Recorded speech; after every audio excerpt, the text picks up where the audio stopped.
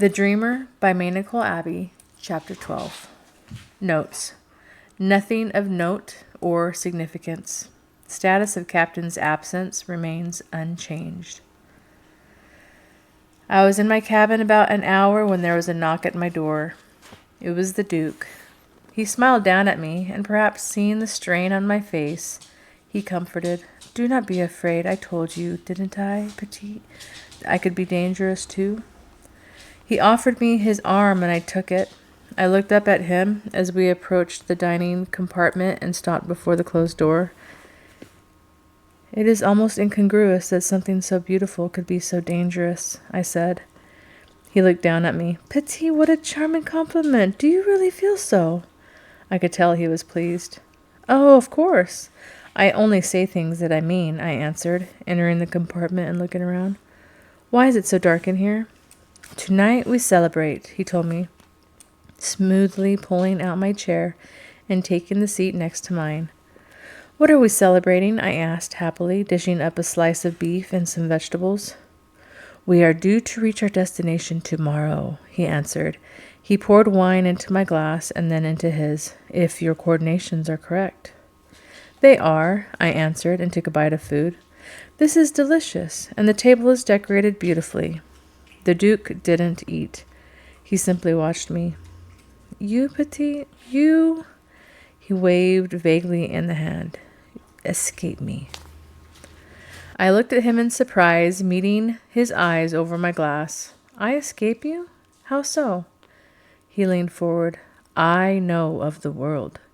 I am educated and not unintelligent, and yet, if this turns out to be true, then you know things that cannot be known. These islands that have not yet been discovered, this key, these symbols that no one can interpret but you.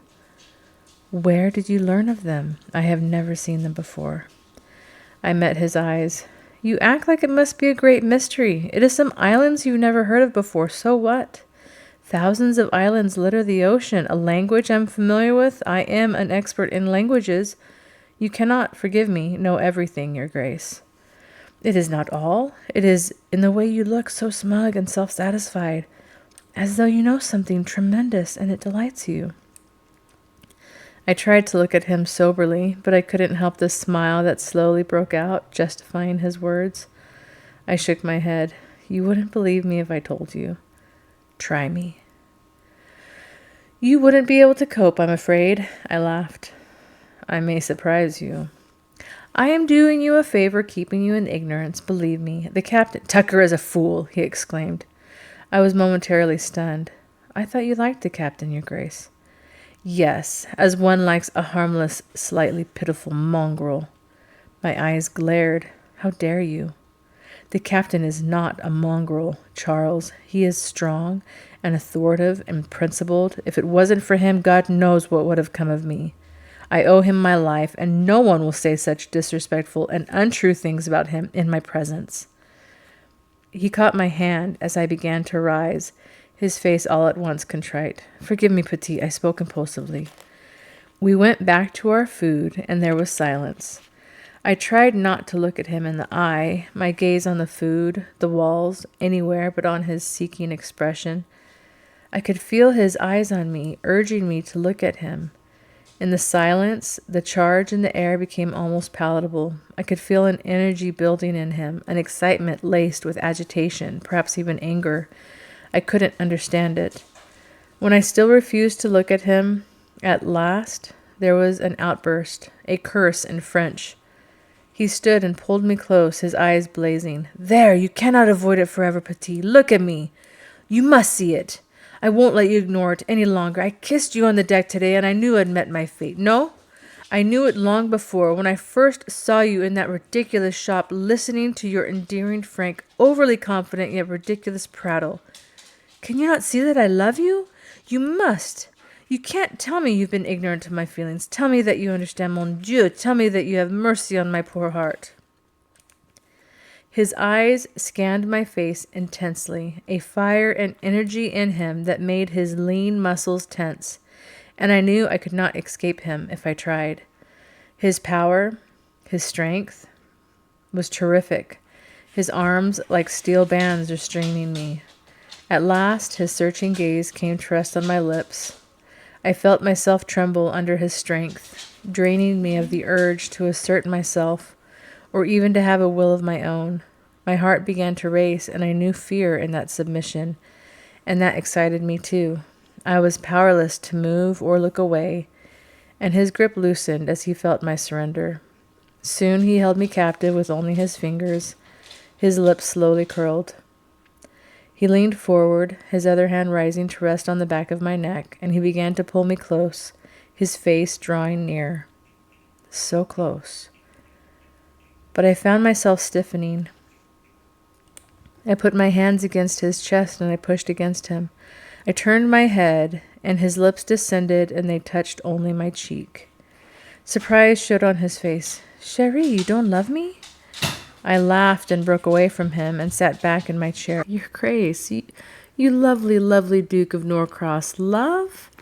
You can't be serious." The Duke turned white and became very, very still. He sucked in his breath. "What did you say?" he said quietly. "Love is so fanciful, so illogical. It is all emotion, no reason at all. It is only lust, the evolutionary need to procreate, or affection, the evolutionary need to care for one's young or maintain the safety of social cohesion. I have no need of such things. I have great plans for my future. I've accomplished things others only dream of. I have a duty to the world, to knowledge itself, to pursue this to its bitter end. It's what I am designed for. Love, like fairy tales, is for children, and it doesn't come into account. That tripe would interfere with my ambition. It would only delay me from my life's goals. Besides, we hardly know each other. I thought you had more sense than that. The captain never." I looked up at him and I fell silent. He still stood there, unmoving, so still, so dangerously quiet. I could feel a change in the atmosphere, as though a cold blanket had been placed over the room. "Yes? The captain?" he queried when I didn't continue. I moistened my dry lips and I laughed lightly. "Oh, you know, he never confronted me with these issues." When the Duke didn't respond, I continued nervously. "I've never really experienced anything like this before, and I'm not saying things right. I didn't really mean it the way it sounded. I was just startled, that's all. I really am very honored that you... Forgive me," he spoke stiffly. "Forgive me," I returned. We did speak after that, discussing the voyage and the anticipated challenges, but the Duke never fully recovered his trademark composure, and the remainder of the night was stilted and quiet.